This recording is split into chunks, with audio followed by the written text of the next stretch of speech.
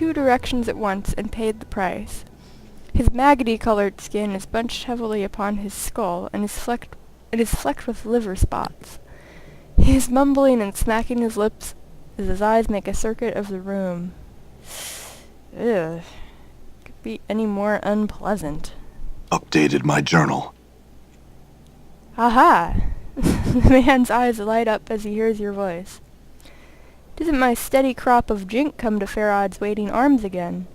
Greetings, corpse. He smiles a wicked grin. Have you come to ask Farad for another jaunt into the mortuary walls? Well, we can play along, I guess, but I think we better just tell him we want some information. Know something about you? The light in Farad's eyes dims. He studies you, eyes flicker up and down your frame. Corpse? No? Yes? His eyes meet yours. Ah, no.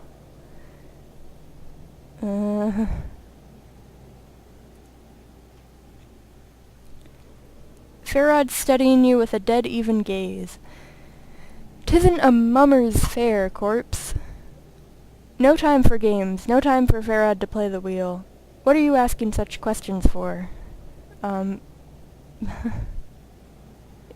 we have no idea who the hell we are.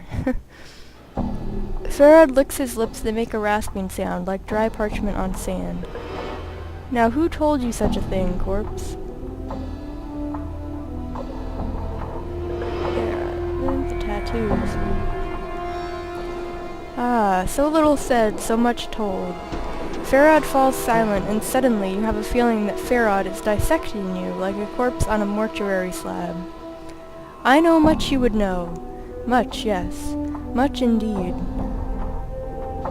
Farad smiles slowly, the folds of flesh on his face peeling back like a curtain.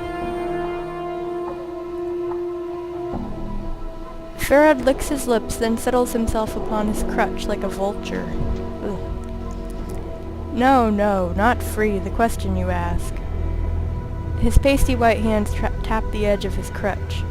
Much I can tell you, but the telling has a cost. Farad taps the flagstones with his crutch and sneers. This village is not all that lies buried beneath Ragpicker's square. Oh, don't have us go fetch you some sort of treasure. Chambers, vaults, corridors, filled with the dead, all asleep in their coffins. Somewhere in those halls, somewhere there, lies something misplaced, something mine. A small thing, a trinket, such a trifle. Farad turns away as if embarrassed, but his voice sharpens like a knife. A sphere, bronze, ugly. Feels like an egg but isn't. Has the stink of a custard about it. Fetch it for me, such a small favor. Then a favor will I do for you, corpse.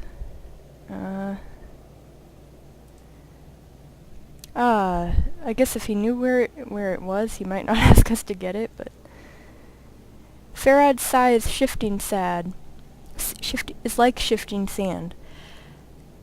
And why do you suppose I ask you to look for it, corpse? I do not know where it is. I know it is buried deep, far deeper than any villager has ever gone. Farad, it may be in the catacombs where the waters run deep, deep. Sure, okay, I guess we're not really gonna have a choice. There's a lot of knowing rattling around in my brain box, corpse. He holds up a withered finger. One of them is this bit of wisdom. Everyone wants something, whether they know it or not. There is much I know about you, much that you would want to know.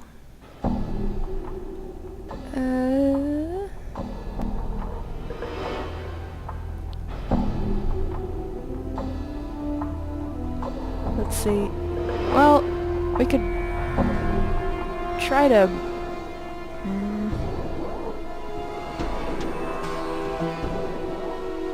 I don't think obviously he's pretty powerful. I don't think we're gonna try to mess with him.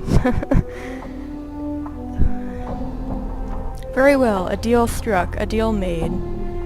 Farad cracks his crutch sharply against the flagstones. A sphere for a peek inside my brain box. Now, corpse. There is no time to waste. Go to the gate at the south end and east, and tell those slumbering fools to open it for you. Make haste, make haste. See what else we can Updated my ask. journal. Then ask. Come, come, corpse. There's time's short, and so's my patience. And he smacked his crutch on the flagstones again. What a weird old man.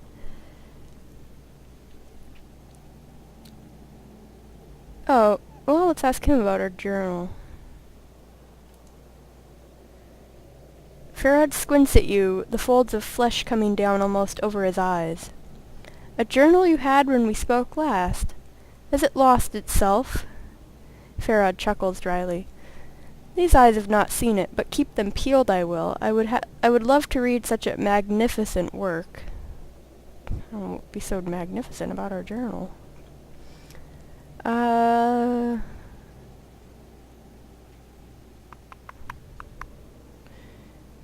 Jaunt. On a jaunt to the mortuary.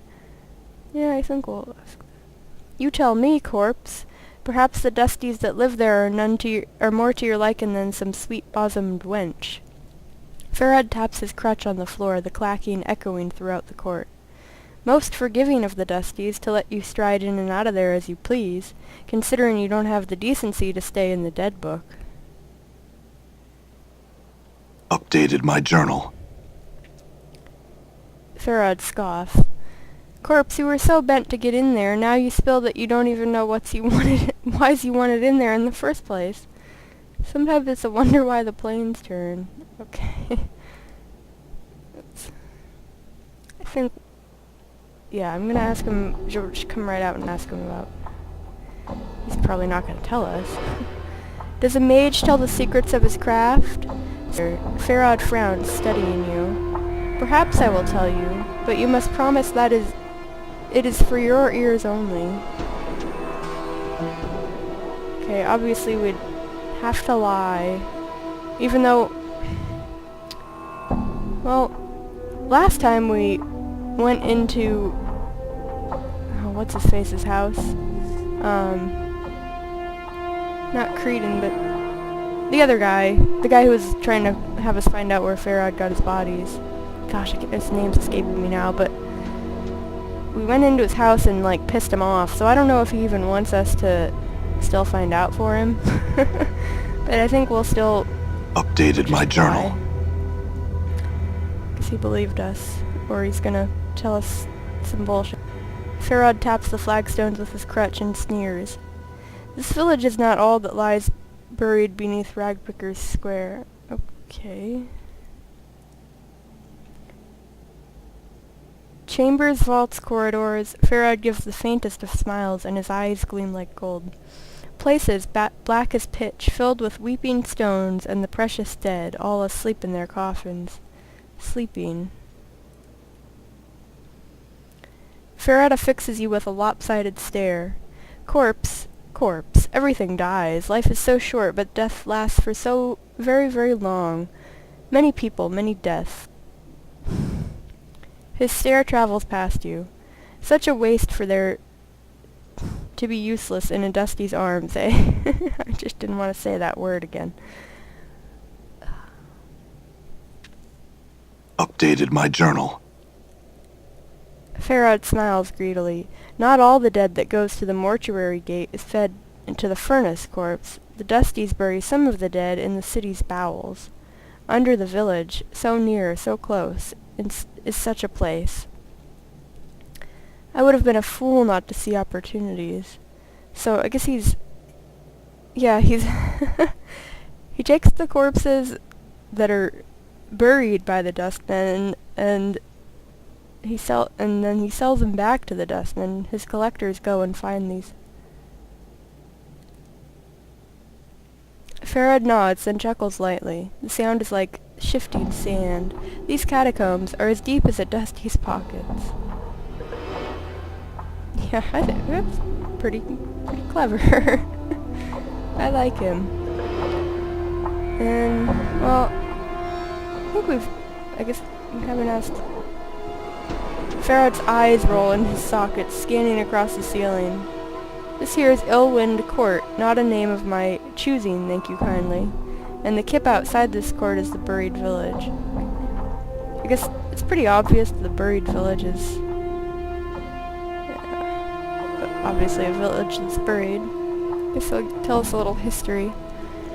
Well now, there's a story. Farrad licks his lips again, then shrugs. But to tell true, the story bores me. The short of it, it's a piece of the hive that got bricked over one day. A piece of sigil got penned in the dead book. You know them floating goat heads that serve the lady, them Daubuses? Well, no matter if you do or not, they go all around fixing, breaking, burying, building all the time. Do you follow? Yeah, we know what the Daubuses are. Well, as the chant goes, and a dusty chant is too, it is too, being so old, them Daubuses just damn well bricked over a section of the hive one day, and all the bodies just forgot about it. Dump a lot of trash on it, and soon nobody even knows it's here. Wicked, no? A piece of sigil all forgotten. I still have my eyes, corpse, and I still have my ears when you have enough sense to tie the two together. Then finding the dark of any matter is not as hard as some make it out to be. Farrad rubs his filthy cloak.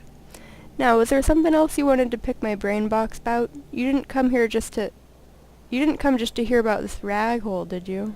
No. I think we've asked him everything, so. I'm gone.